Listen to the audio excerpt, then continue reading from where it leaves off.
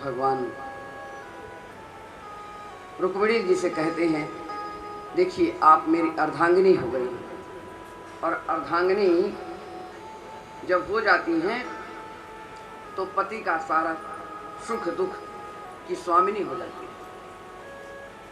अब हमें सद्गुरुदेव के दरबार में जाना चाहिए, अब उनका आशीर्वाद लेना चाहिए। अब आप हमारी स्वामिनी हैं, आप हमारी अर्धांगिनी हैं, हमारी आत्मा हैं, और हम दोनों पति पत्नी चलते हैं भगवान अपने सद्गुरु के चरणों में, वहां आशीर्वाद लेते हैं।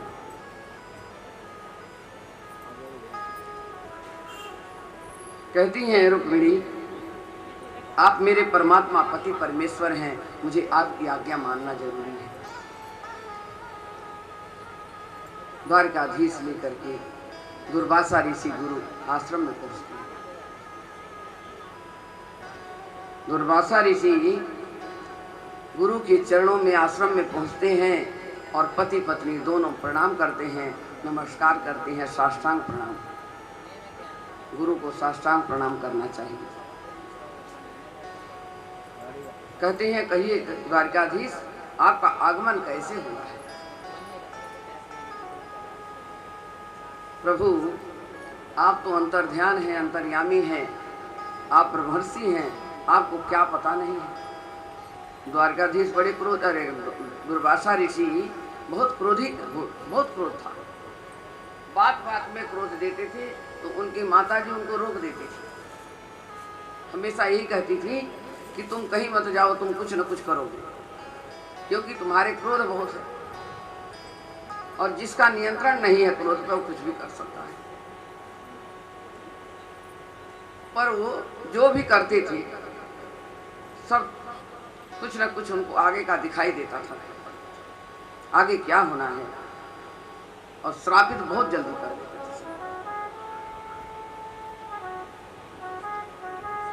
कहते हैं, प्रभु ब्रह्मर्षि, आपको मैं दावत देने आया हूँ और आप हमारे यहाँ चलिए। हम अपनी पत्नी रुक्मिणी आई हुई हैं और आपको अपने हाथ से भोजन कराएंगे। माता रुक्मिणी छोटी है उम्र की, ज्यादा उम्र नहीं है।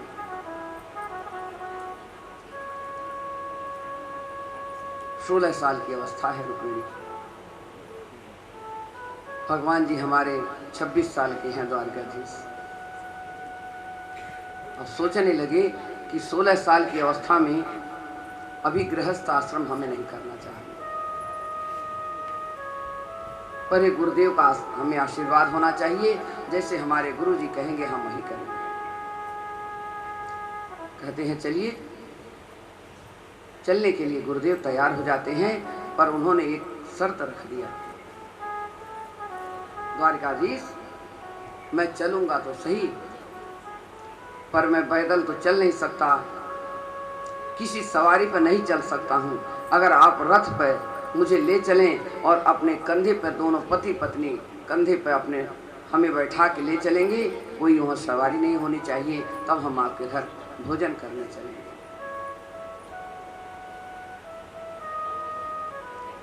बड़ी मुश्किल है, कठिन है। ब्याह करके लड़की आती हैं और गुरु के दरबार में जाती हैं और कह दी कंधे पर बैठा के ले चलो। पार ब्रह्म परमेश्वर पालनहार जो दुनिया को चलाने वाले हैं, उनको अब गुरु आदेश कर दिए। गुरु का पालन करना मुझे बहुत जरूरी है, धर्म का पालन करना। कहते हैं, कोई बात नहीं। रुक्मिणी से नहीं कहते हैं, हे रुक्मिणी, हे प्रिय, तुम कंधा लगाओ।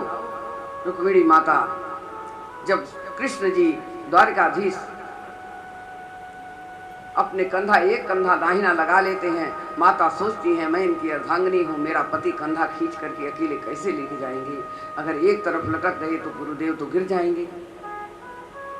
रथ पे दोनों पहिया बराबर होना चाहिए। जैसे घर की गाड़ी एक पहिए से नहीं चलती है, वैसे ही पति पत्नी एक साथ जब चलते हैं, तो जब दोनों पहिया एक साथ चलता है तो रास्ता कट जाता है। कोमल हैं बिल्कुल, उम्र भी ज्यादा नहीं है, पर पति को देख करके उन्होंने अपना कंधा लगा दिया। रुक्मिणी जी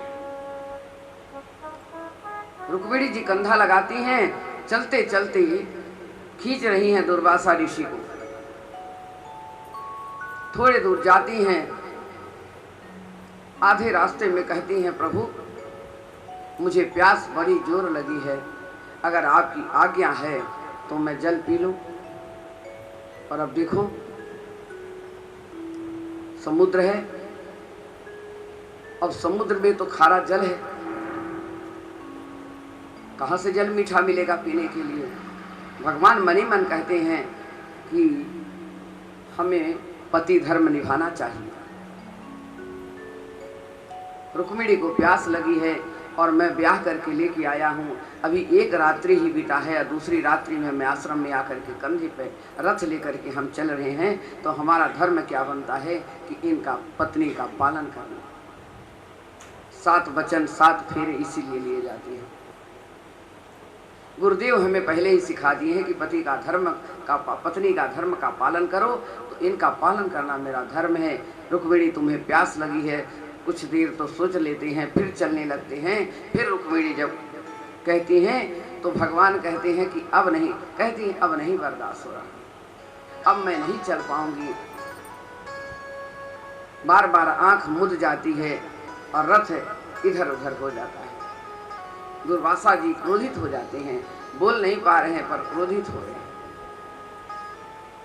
रथ झुक जाता है, तो ये क्या कर रहे हो तुम?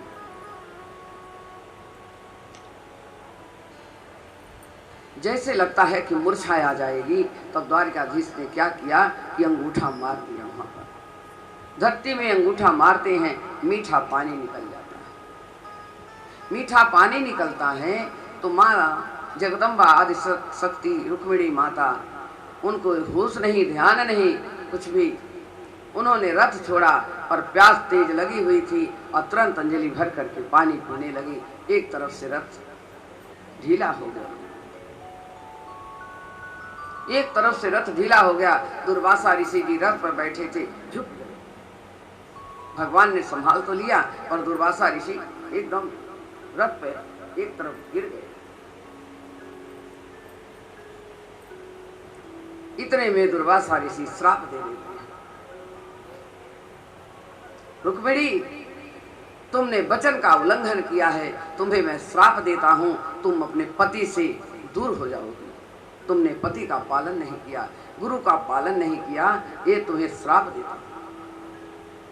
माता रुक्मिणी सोचने लगी, अरे गुरुवर आपने क्या किया, ये क्या कह दिया। कृष्ण जी कहने तुम्हारा वियोग हो जाएगा, 11 वर्ष के लिए तुम दूर हो जाओगी, अपने पति को देख नहीं सकते। रुक्मिणी अचंभित होती हैं, तुमने गुरु को नहीं पूछा, अपने पति को नहीं पूछा और बिना पूछे तुमने जल ग्रहण कर लिया, सबसे बड़ा अपराध तुमने किया है। दुर्वासा ऋषि श्राप दे दिए। भगवान द्वारकाधीश कहने लगे, ये क्या किए प्रभु, इतना दूर कर दिए। मैं रुक्मिणी के बिना नहीं रह सकता, रुक्मिणी मेरे बिना नहीं रह सकती, ये क्या कर दिया। माता दुखी होती है और श्राप दे देते हैं और कहते हैं 11 वर्ष तुम भगवान द्वारकाधीश का, अपने पति का मुखड़ा नहीं देखोगी। अगर मुख देखोगी, अन्न जल नहीं खाओगी, आप बिल्कुल विलीन होकर के तप करिए। और अगर आप अन्न जल ग्रहण कर लिया तो तुम्हें दोबारा फिर 11 वर्ष का तप करना पड़ेगा, बड़ा कठिन।